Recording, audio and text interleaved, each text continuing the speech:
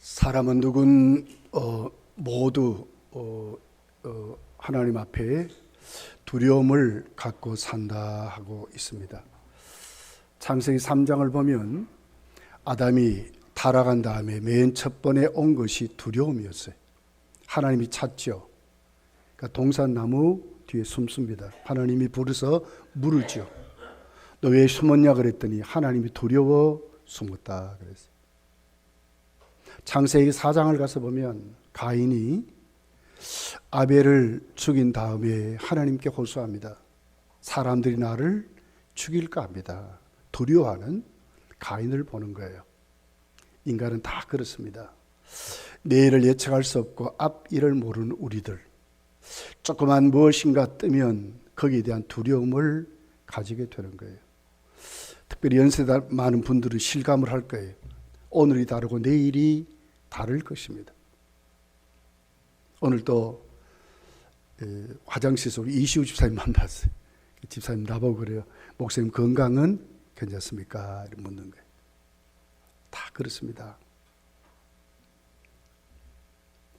그런데 이 두려움이 우리가 예수를 믿으면서도 두려움을 갖고 산다 하는 것이 문제인 것입니다. 그렇게 두려워하지 말라 그러는데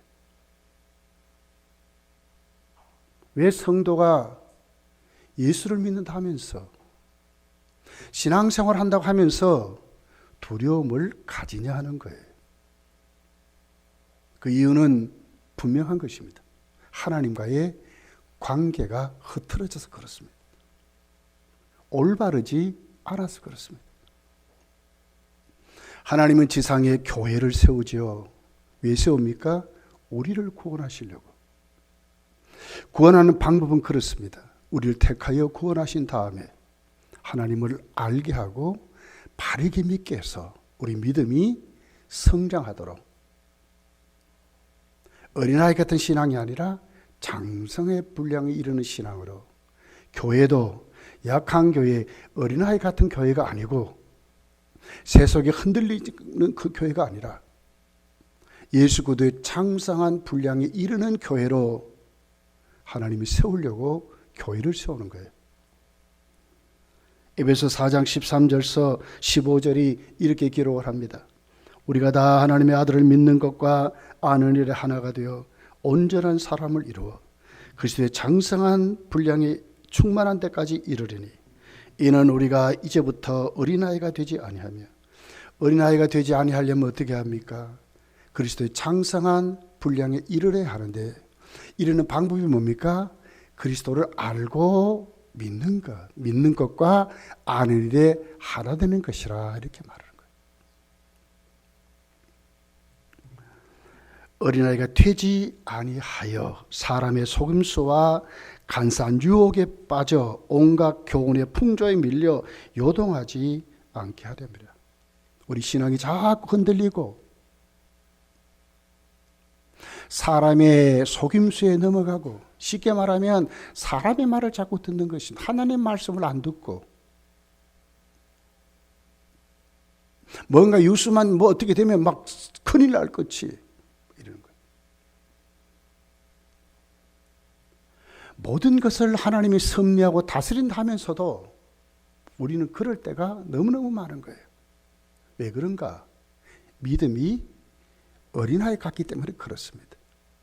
자꾸 흔들려서 그렇습니다. 15절에 보니까 오직 사랑 안에서 참된 것을 하여 범사에 그에게까지 자랄지라. 그는 머리니 그리스도라. 그리스도가 머리로 우리가 예수님을 똑바로 주님으로 모시고 인생길 살아가면 우리 신앙은 성장하게 되어 있다 하는 것입니다. 도대체 그러면 우리가 섬기는 하나님은 어떤 분인가 하는 거예요. 바른 믿음을 가져야 되는데 우리 하나님은 어떤 하나님인가 하는 거예요. 자, 하나님은 첫 번째로 우리를 택하여서 하나님과 우리의 관계를 회복시켜 살게 하시는 하나님입니다. 8절에 보니까 그러나 나의 종 너 이스라엘아 내가 택한 야곱아 나의 벗 아브라함의 자손아 그래. 이스라엘은 죄로 말미암아 우상 숭배 때문에 하나님이 붙잡아 주지 아니하니까 바벨론이 하루아침에 먹어버렸어요. 그 바벨론도 하나님이 메대 파사의 연합군을 들어가지고 바벨론도 무너뜨렸어요. 이 수렁텅이 속에 이스라엘 백성이 있는 거예요. 유다 백성이 있는 거예요. 근데 하나님이 그들을 향해서 말하는 거예요. 내가 너를 택했다. 너희들은 나의 종이다. 아브라함의 자손이다. 이렇게 말하는 거예요. 환경이 바뀌었습니다. 위치가 바뀌었습니다. 사는 형편은 없어졌습니다. 어떻게 보면 바벨론 강토의 종으로 팔려온 자들인데도 불구하고 하나님은 그들을 향하여 너희들은 거기에 사람이 속한 것이라. 너희들은 내가 택했다. 그리고 너희들은 나의 종이야. 그리고 아브라함의 자손이야. 이렇게 말하는 거예요. 소속이 누구의 소속입니까? 하나님이 택한 하나님 백성이래요. 그리고 하나님의 종이래요. 종은 자유가 없지만 여기에 종은 하나님의 종을 말하는 거예요. 하나님의 식소를 말하는 거예요. 하나님의 거룩한 사역을 이루는 사람들을 말하는 거예요. 말씀에 순종하는 사람들을 말하는 거예요. 아브라함의 자손아 그러거든요. 하나님의 약속을 말하는 겁니다. 하나님의 계획 속에 있는 사람들. 어디에 있는 게 상관없는 거예요. 그들이 지금 가지고 있는 위치도 상관이 없는 거예요. 중요한 키는 하나님과의 관계입니다. 육신은 어떻게 보면 형편없이 괴로움 속에 있지만 그러나 그들이 그것이 문제가 아니라 정말 그들이 갖고 있어야 될 것이 뭐냐? 너희들은 하나님이 택한 구원받은 하나님의 약속의 자녀들, 하나님의 사역을 감당하는 종들이라고 말하는 거예요. 그들을 억압하고 그들을 얽매이는 세상의 권세가 아니고요. 이거보다 훨씬 더 중요한 키는 누가 지금 세상을 다스리고 있으면 하나님이 하나님 백성을 통해 이루어 가신다는 거예요. 드러나는 것은 형편없어요. 왜? 바벨론에 종살이 하니까. 그런데도 하나님은 그들을 통하여 역사를 이루신대요.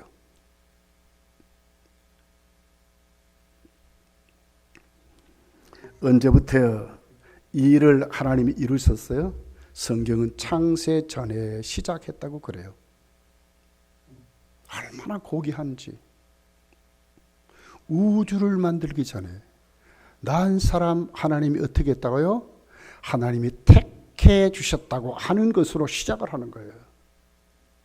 그게 내 이름이 있었다고 말하는 거예요. 절대로 우연히 예수 믿은 거 아닙니다. 절대로 우연히 하나님이 종이 된 거 아닙니다. 착해서요? 좋은 사람 만나서요? 부모님 잘 만나서요? 내 가문이 예수 믿는 가문에 내가 태어나서요? 아니요. 요즘 국회의원들 국정 감사를 하나요? 거기에 보니까 목사님의 아들들이 야당 국회의원이 됐는데 저 사람 분명히 목사님의 아들인데도 특별히 합동청 목사님의 아들인데도요 창조론을 부인하더라고. 제가 봤어요. 네.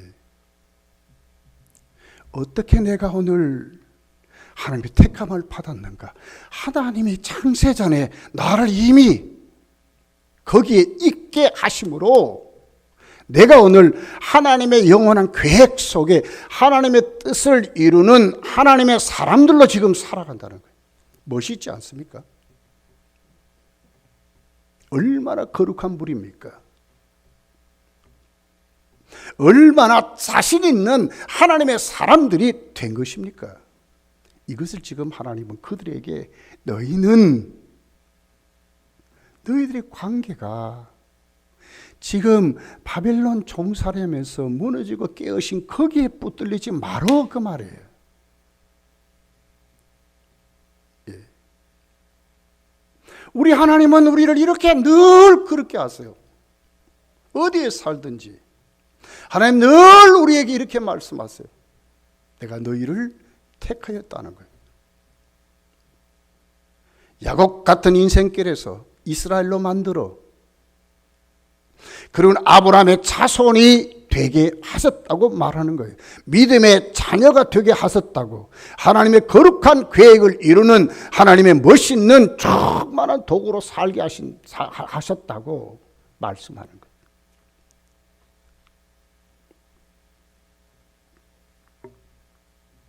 나은 사람 살리려고 하나님은 무엇을 투자하셨습니까? 하나밖에 없는 독생자 예수님을 투자하셨어요. 이 지구촌에 예수 그리스도보다 더 큰 값이 어디 있습니까? 그 값을 나은 사람 구원하려고 전적으로 타락하고 전적으로 부패하고 전적으로 무능한 나를 하나님은 택하여 자녀 삼으시려고 이미 창세전부터 하나님의 아들을 거기에 계획하셔서 나은 사람 위하여 십자가에 피 뿌려 살 찢어 내 죄값을 대속하게 만들어 나의 죄가 거기에 용서받도록 하시고 영원한 생명 주시려고 스스로 살아나심으로 부활의 첫 열매가 되셨다고 말씀해요. 하늘 소망을 보여줬습니다. 그리고 당신의 나라로 승천해 가셨습니다. 요한복음 14장 1절에 보면 너희들은 두려워하지 말라, 하나님을 믿으니 또 나를 믿으래요. 왜 그렇습니까? 주님이 하나님 나라에서 목수가 진이 돼서 우리가 살 집 다 만드시고 나는데 반드시 다시 오시다고 말해요. 나은 사람 살게 하시려고 살찌져 피 흘려주시고 영원한 생명을 보여주기 위하여 부활하시고, 그리고는 영원한 처소 확실하게 보여주셔서 승천하셔서 하늘 보좌에 우리의 아름답고 거룩한 처소를 만들고, 그리고는 우리를 다시 데려가시려고 오신다고 말해요. 누가요? 하나님이 택한 하나님 백성들이 그렇게 된다고, 특별한 관계 속에 있다고 말씀하는 거예요. 믿으시기를 예수님 축복합니다. 누가요? 우리가 그렇대. 우리가 그렇다는 거예요. 왜 절망합니까? 왜 두려워합니까? 왜 희망이 없다고 말합니까? 10월 27일 날 한국교회는 200만이 연합으로 예배드리고 큰 기도회를 가진답니다. 우리 교회도 갈 것입니다. 전국의 교회들이 갑니다. 버스 댈 데가 없을 정도로 많은 버스들이 대절해서 간다고 합니다. 자리 배정도 할 수 없대요. 선착순 먼저 앉는 사람들이 임자라고 할 정도로 그렇게 합니다. 왜 그럽니까? 사실 어떻게 보면 차별금지법이 다 결정된 것 같이 지금 분위기가 돌아가고 있던 거예요. 해볼 방법이 없을 정도로 무너졌다 하는 것이 우리에게 보여지는 현실입니다. 법원에서 이미 판결을 하고, 누구든지 남자이지만 나는 여자가 되고 싶습니다 하면 여자가 될 수 있도록 법이 지금 청주법원에서 통과됐어요. 아이들이 나는요 여자가 되고 싶어요 그러면 남자아이들이 여자가 돼요. 앞으로 남녀라는 성이 없어질 것입니다.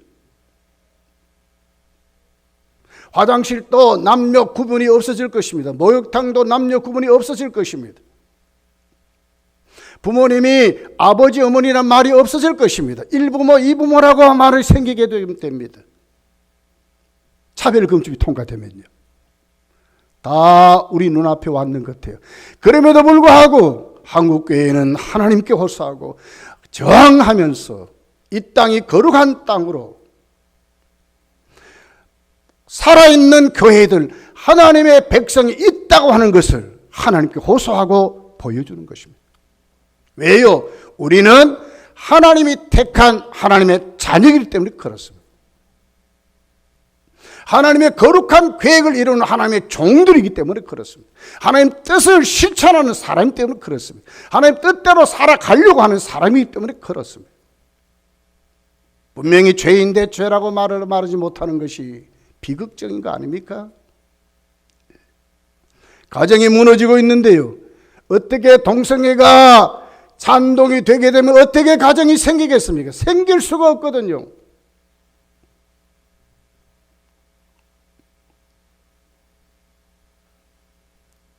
눈앞에 왔어요. 눈앞에. 그럼에도 불구하고 왜 교회는 부르짖는가? 하나님이 계시기 때문에 그렇습니다. 우리 하나님의 종들이기 때문에 그렇습니다. 마지막 보루입니다.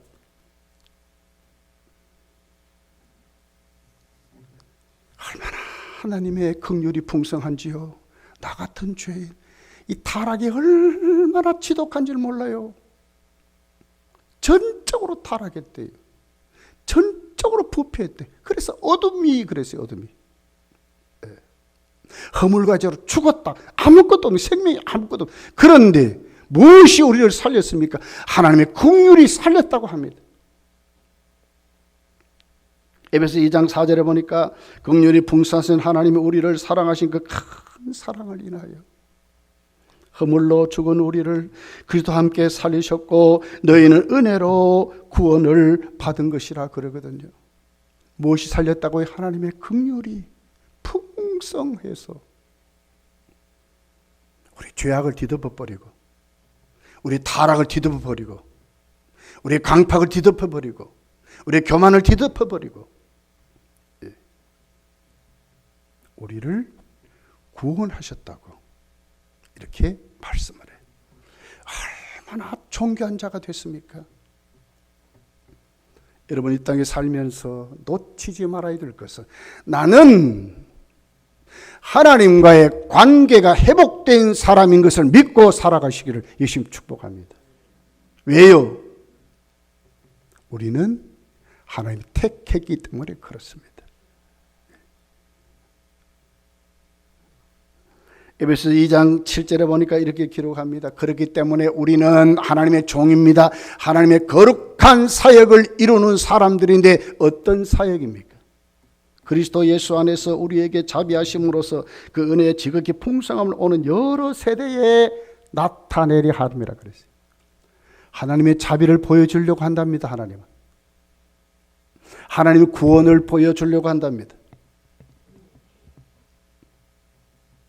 하나님 우리를 용서하신다고 말씀합니다. 하나님이 우리를 사랑하신다고 말씀합니다. 누구를 통하여? 우리를 통하여 하신다고 말하는 거예요. 얼마나 존귀한 자들이요. 우리의 일거수일투족이 그냥 살아가는 것이 아니라 오늘도 하나님 우리의 사역을 간섭하시고 우리의 삶을 간섭하심으로 오늘도 우리는 무엇을 실천하고 드러내고 삽니까? 예수 그리스도의 증인으로 살아가는 줄 믿습니다. 얼마나 값어치 있고 얼마나 가치 있는 삶을 사는가를 우리에게 지금 말하는 거예요. 왜요? 하나님의 자녀이기 때문에 그렇습니다. 자녀들입니다. 죄도 짓습니다. 허물도 있습니다. 그렇다고 하나님의 자녀가 취소됩니까?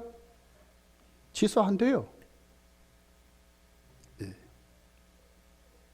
걸어가는 발걸음 자체일 뿐이지 절대로 없어지지 않아요. 자신 있게 살아야 합니다. 두 번째는 하나님은 끝까지 우리를 책임지신다 하는 것입니다. 우리 하나님은 끝까지 우리를 책임진다 하는 거예요. 언제까지? 천국 가는 그날까지. 천국 가는 그날까지. 이번 새벽기도 때 요한계시록을 잠시 강의하면서 살피면서 기도하고 있습니다. 거기 보니까 땅에는 14만 4천이 있고 하늘나라에는 수도 헤아릴 수 없는 흰옷 입은 성도들이 있다고 말합니다. 흰옷 입은 성도들이 수도 헤아릴 수 없도록. 어디까지 책임진다고요? 하늘나라 흰옷 입은 성도의 자리까지 하나님 책임지는 거예요. 믿습니까? 믿으셔야 돼요. 믿으셔야 돼요. 하나님은 어떤 방법으로 책임집니까? 오늘 9절이 이렇게 말씀합니다. 내가 땅끝에서부터 너를 붙들며 땅 모퉁이에서부터 너를 부르고 네게 이르기를 너는 나의 종이라 내가 너를 택하고 싫어하여 버리지 아니하였다 하였노라. 붙들어 주신다고 말하는 거예요. 어디까지요? 천국 가는 그날까지. 인간은요, 붙들어 주려고 그래도요, 책임 못 집니다. 부모가 자녀를 얼마나 사랑합니까? 그럼에도 불구하고요, 능력 없으면 책임 못 져요. 병들면 책임 못 져요. 오히려 부담스러운 존재밖에 될 수 없지요. 인간은 그렇습니다. 관계가 깨어지면 그렇게 그냥 뭐 친구 난리를 쳐도요, 하루아침에 관계가 깨어지면 그날로 끝나는 거예요. 책임 안 집니다. 근데 하나님은 안 그래요. 때로는 하나님과 앞에 우리가 잘못해도 하나님은 우리를 책임지는데, 또 너를 패서라도 시켜서라도 하나님은 반드시 하나님의 자녀의 자리로 돌아오게 하소서 우리를 붙들어 주신다고 말씀하는 거예요. 오늘 9절은 이렇게 말합니다. 내가 너를 택하고 싫어 버리지 아니한대요. 택하고 버리지 않는데, 싫어할 수밖에 없는 위치로 가서라도 하나님은 버리지 않는다고 말하는 거예요. 끝까지 붙잡아 주신다고.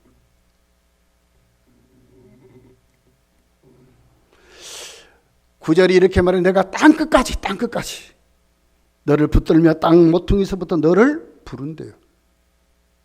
놓치지 않는 그 말 아닙니까? 우린 실수 많아요. 완벽하게 일을 다 잘할 끝에도요, 때로는 잊어먹기도 하고요, 때로는 빠지기도 하고 그래요. 저도 그래요. 노일 해보니까 그래요. 요건 한 번에 챙겨야지 이래가지고 가도요, 순서도 잊어먹고 막 그래요. 지난 주일날 제가 설교 본문을요, 오후 예배하고 바꿔서 했는 거예요. 그런데도 몰랐어요. 한참 설교하다 하니까 이제 알게 됐어요. 이 인간이 그렇습니다. 허물투성입니다.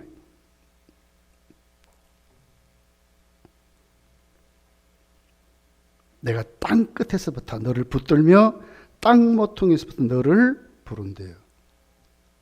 어느 곳에서든지 어느 시간에서든지 어떤 환경에서 상관없이 하나님 우리를 붙들어 주신다고 하는 약속의 말씀입니다. 믿으시기를 예수님 축복합니다. 하나님 날 붙잡아 주신다. 꼭 믿으셔야 돼요. 10절의 하반절에 보니까 참으로 나의 의로운 오른손은 너를 붙잡는데, 오른손을 말하는 하나님 능력을 말해요. 천지를 만드신 그 능력으로 우리를 붙들어 주신다는데 무엇이 우리를 넘어뜨릴 수 있겠어요? 비틀거릴 수 있지만 하나님 나를 붙잡아 주시기 때문에 넘어지지 않고 버림받지 않는다고 말씀하는 거예요. 10절에 보니까 함께 하신다 말씀했어요. 두려워하지 말라, 내가 너와 함께 함이라. 놀라지 말라, 나는 내 하나님이 됨이라. 내가 너를 굳세게 하리라. 참으로 너를 도와주리라. 참으로 나의 의로운 오른손으로 너를 붙들리라. 두려워하지 마라. 왜? 내가 너와 함께 한다고 말씀해요. 언제까지? 세상 끝날까지요. 하나님이 함께하면 이스라엘 백성은 진 적이 없어요. 실패한 적이 없어요. 하나님이 함께할 때 이스라엘 백성은 하나님이 이루고자 하는 일들을 잘 감당하고 다 이루었어요. 요셉을 보십시오. 애굽에 팔려갔잖아요. 하루아침에 거지가 됐습니다. 종이 되어버렸습니다. 그런데 요셉이 어떻게 합니까? 하나님이 함께 하니까 보디발의 집이 복을 받는데, 요셉 때문에 복을 받는 것을 누가 확인합니까? 보디발이 눈으로 보았다 그랬어요.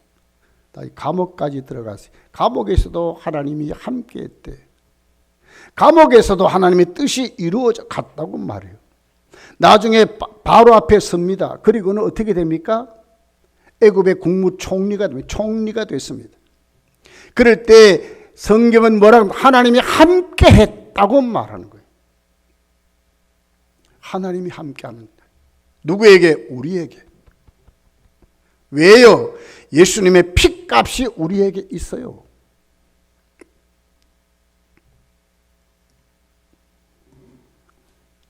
그리고 내 하나님이 되겠대요. 부모가 되겠다는 말이거든요. 아버지가 되겠다는 말이거든요.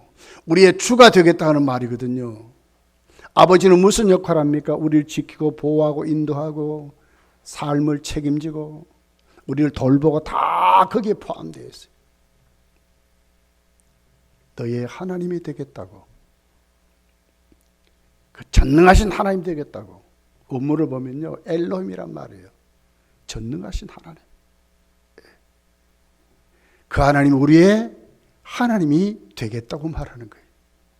이보다 큰 재산이 어디 있고, 이보다 큰 축복이 어디 있고, 이보다 더 큰 힘이 어디 있습니까? 그러니까 한국교회는요, 용산 정부가 있는 곳으로 몰려가지 않았어요. 여의도 국회의사당에 몰려간 것이 아니라 하나님께 예배드리기 위해서 모이는 거예요. 이것이 하나님 백성들의 모습이에요. 왜요?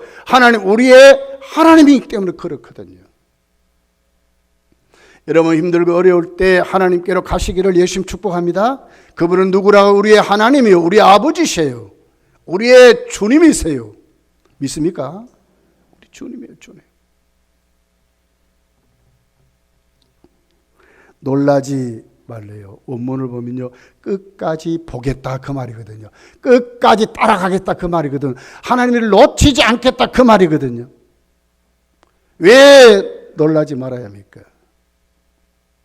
하나님이 우리를 관리하시기 때문에 그렇습니다. 믿으시기를 예수님 축복합니다. 하나님 날 관리하신다 믿으시다. 형편없던 자들이요, 가수 되더니요, 거기에 코디가 붙고 이래 하더니 사람이 달라져 버리더라고. 옷을 입는 것도 달라져 버리고 화장도 달라져 버리고 얼굴도 막 고쳐가지고 나중에 보니까요, 완전히 다른 사람이 돼버린 거예요.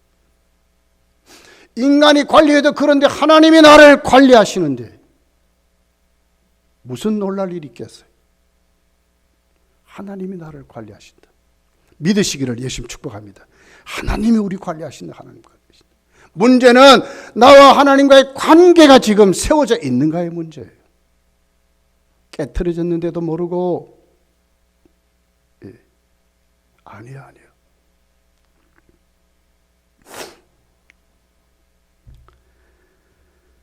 이사야 40장 15절에 보면 하나님이 어느 정도의 힘이 있는가를 간접적으로 비유로 기록한 말씀이에요.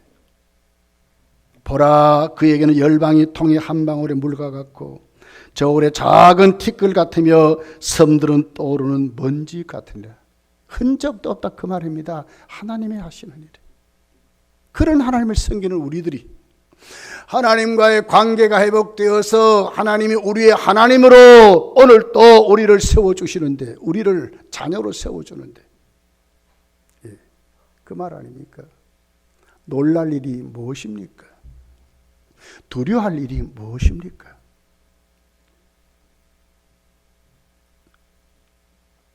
세 번째로 보면 참으로 도와주시는 하나님이십니다.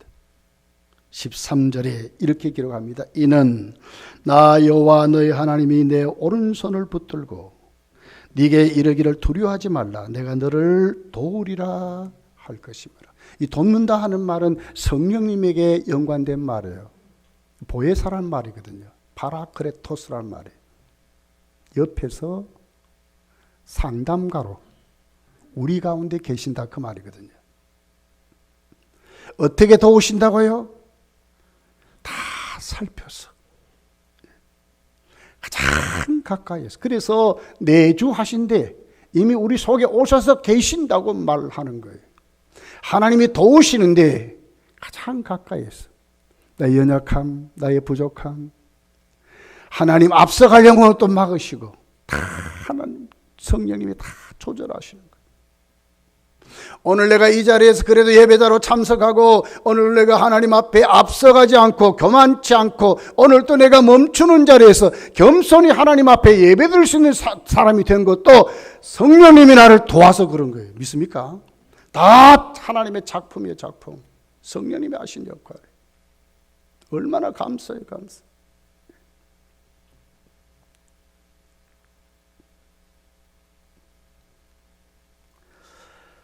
수십 년 전에 어떤 목사님의 가정이 목사님 되기 전에 사업을 했습니다. 종업원도 거느리고 그랬는데 그 종업원 중에 가장 믿었던 청년이 회사 공금을 들고 갚버렸어요. 하루아침에 부도가 나버렸어요. 쫄짝 망했습니다. 그러다가 하나님께 엎드려 기도하다가 하나님의 부르심을 안 거예요. 그래서 신학교 가고 목사가 됐습니다. 교회가 부흥이 됩니다. 그런데 아이들이 큽니다. 자녀가 3명인데 한 방에다 몰아넣고 키웠더니 아이들이 이제 머리가 크니까 그래요. 아버지 우리에게도 개인방을 주면 안 되겠습니까? 아무리 생각해도 방 만들 돈이 없는 거예요. 견적을 받아보려고 사람 불러서 견적을 냈더니 그 당시에 1,200만 원이 나왔습니다. 요즘 같으면 한 1억 2천 되겠죠. 아무리 생각해도 구해질 방법이 없는 거예요. 하나님께 엎드려 옵니다. 하나님 어떻게 하면 좋겠습니까? 가정이 안정돼야 목회도 잘 되겠는데 하나님 어떻게 하면 좋겠습니까? 그랬더니 기도하면서 기도하다니까 하루 청년이 찾아왔는데 보니까 회사에 공금을 들고 도망한 차가 찾아온 거예요. 와서 엎드려 무릎을 꿇고 용서를 빕니다. 그가 이렇게 말합니다. 내가 도망가서 그 돈 가지고 잘 먹고 잘 살 줄 알았는데 어떻게 하다가 나도 예수를 믿었더니 그 죄가 내 속에 사라지지 않습니다. 그리고 나도 그 돈 다 털어먹었습니다. 그래도 이만큼 그래도 요 정도라도 내가 먼저 갚고 하나님께 내가 회개하고 앞으로 다 갚겠습니다. 그렇게 나를 용서해 달라고 펑펑 웁니다. 목사님도 그 손 잡고 같이 웁니다. 아니야 형제요. 당신이 부도를 내고 도망갔지만 나는 신고하지 않았어. 이미 그때 다 용서했어. 지금도 용서했어. 부담 갖지 말라고. 그랬더니 그 청년이 봉투 하나를 넣고 갔습니다. 간 다음에 그 봉투를 열어보니까 딱 1,200만 원이었어요. 하나님께 호소했더니 그 목사님이 그렇게 말하게, 하나님 일하니까 그와 그 나라를 구하니까 하나님은 더 모든 것 더하여 주시더라는 거예요. 가정의 삶도 해결해 주시더라는 거예요. 생각지도 못한 일이 일어났다고 그렇게 말하는 거예요. 참으로 하나님 어떻게 하면 우리를 진짜 도우시는 하나님이라고 말씀하는 거예요. 하나님의 방법으로 하나님 우리를 도우신다고 이렇게 말하는 거예요.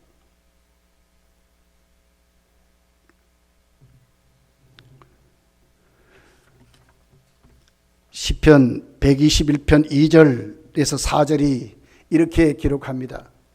나의 도움은 천지르신 여호와에게서로다. 그렇습니다. 내가 산을 향하여 나의 도움이 어디서 올고 기다렸던 그 시인이 하나님께 갔더니 나의 도움은 여호와 하나님께로부터 온다는 거예요.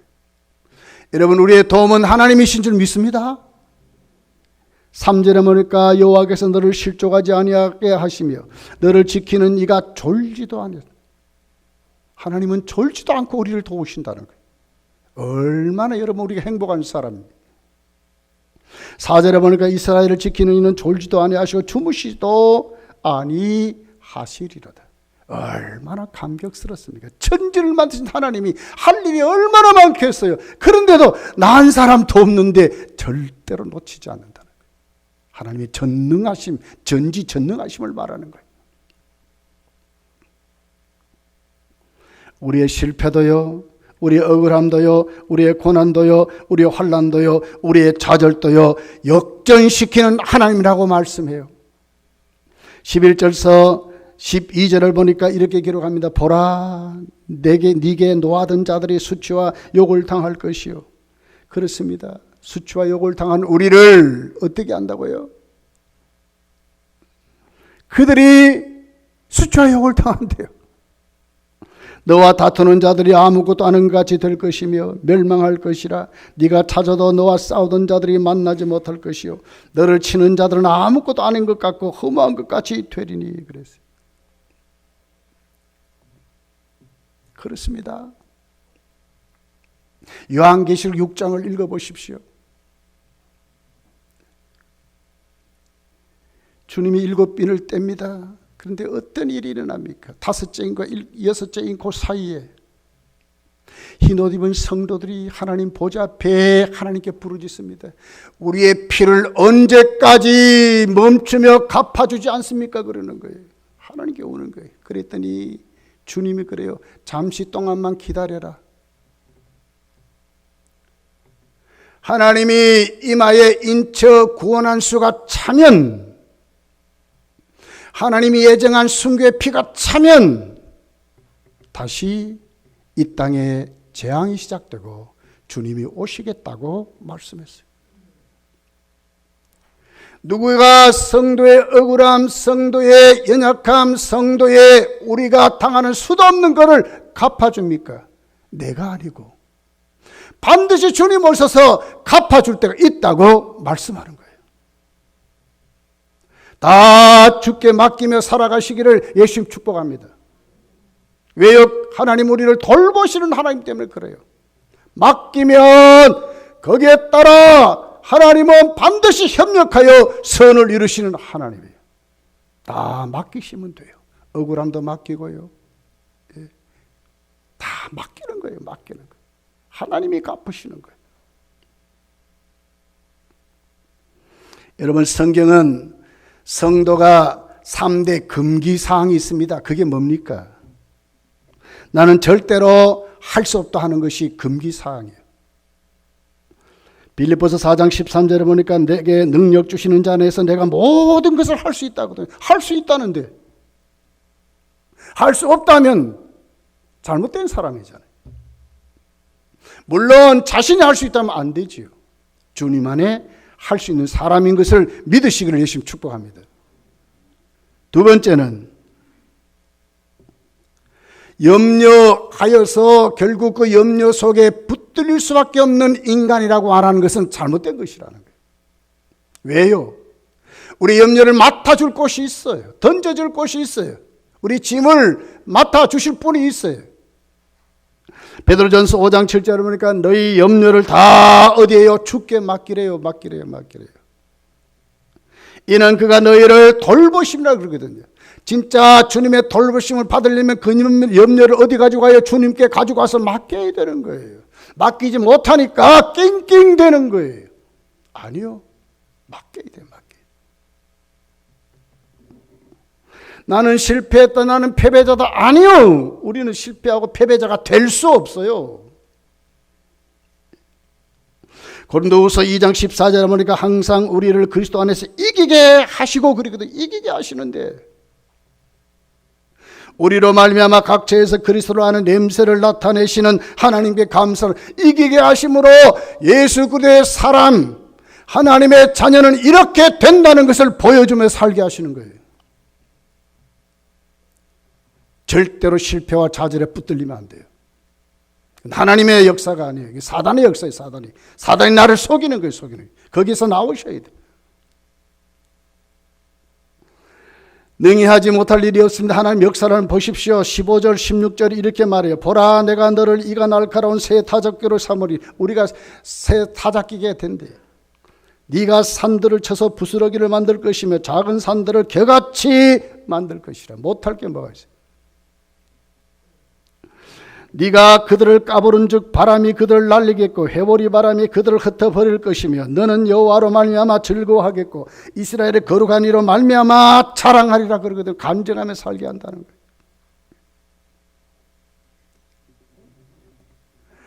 우리를 얼마나 회복시킵니까? 17절서 20절이 이렇게 기록해요. 가련하고 가난한 자가 물을 구하되 물이 없어서 갈증으로 그들의 혀가 마를 때에 나 여호와가 그들에게 응답하겠고 나 여호와 이스라엘의 하나님이 그들을 버리지 아니할 것이라. 내가 헐벗은 산에 강을 내며 골짜기 가운데 샘이 나게 하며 광야가 못이 되게 하며 마른 땅이 샘근원이 될 것이며 누가요? 하나님이 그렇게 해주신대. 회복을 말하잖아요.